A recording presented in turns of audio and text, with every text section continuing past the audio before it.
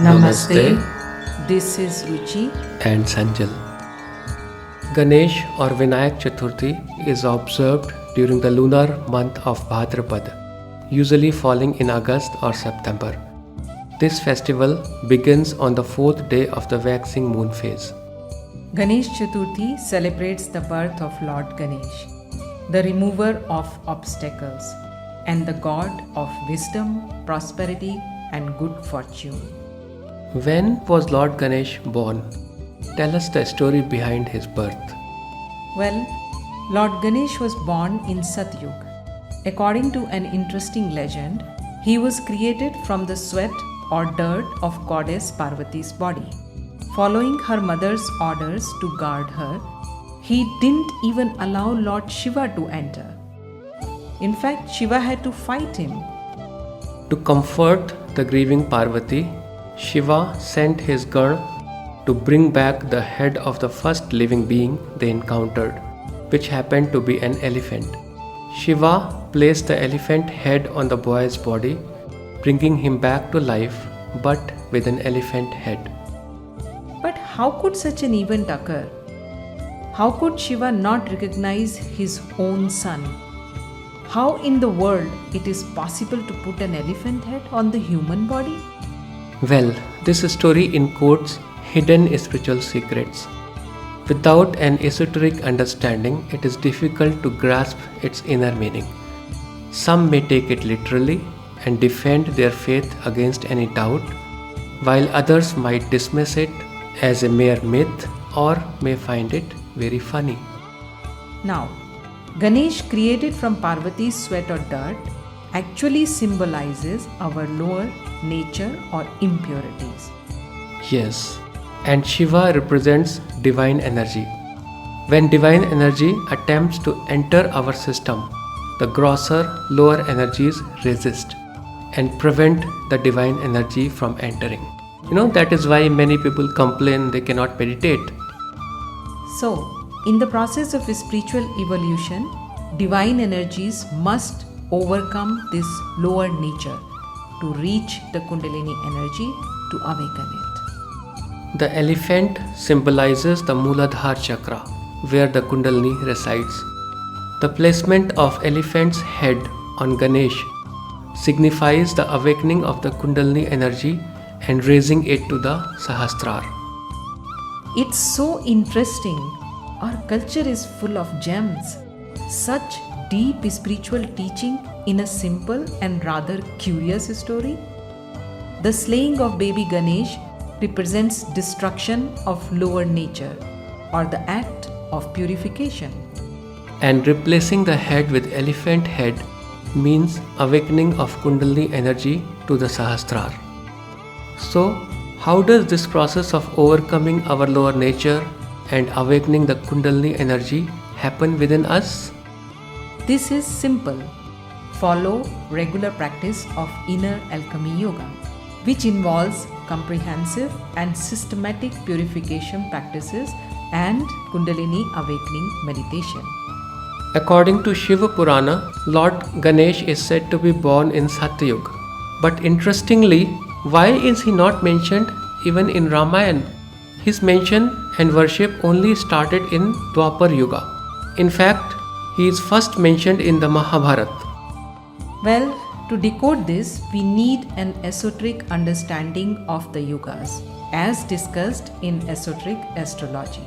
The key is understanding the evolution level in various yugas. Oh, I see. Satyug is a time when human beings function in the spiritual body, which itself is the body of wisdom. Treta Yuga is when human beings function in the mental body, where the knowledge and wisdom are naturally present.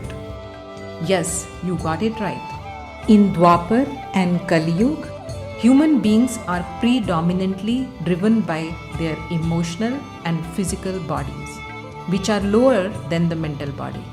In other words, emotions and physical actions overpower and cloud wisdom, acting as obstructions to making the right choices. This is why in Dwapar Yuga and Kali Yuga, we need the wisdom of Lord Ganesh to remove obstacles from our lives. Thus, the worship of Lord Ganesh began. Now, I heard that looking at moon on Ganesh Chaturthi is inauspicious. Why is that? Is there any truth to this, or is it merely a myth? There is a story behind this belief. According to the legend, on Ganesh Chaturthi, Lord Ganesh once ate so much that his stomach burst. As he tried to tie it up, the moon laughed at him. In response, Ganesh cursed the moon, saying that anyone who looked at it on that day would face false accusations. Do you know this story also has an esoteric meaning? Really? Tell us about it. First meaning is, if you worship Lord Ganesha without knowing the deeper meaning, Lord Ganesha is going to bless you only with a big belly. Ha ha ha. Eating all those modaks? Definitely. Yes, but if you worship with deeper understanding, he will bless you with wisdom, riddhi, siddhi and buddhi. Okay, coming back to the story. The moon represents emotions. When governed by emotions, one is more likely to make mistakes. Lord Ganesh is the Lord of wisdom. If you focus on emotions which are lower than wisdom, what will happen? Well, you will be subject to misunderstandings and misjudgments. Very interesting. Lord Ganesh is, in any case, a very mysterious figure with many hidden spiritual teachings. Oh, wait. Let's leave these secrets for the Mantra Siddhi class. Okay then, let's move to the ritual part. You know, the rituals during Ganesh Chaturthi are also rich with meaning.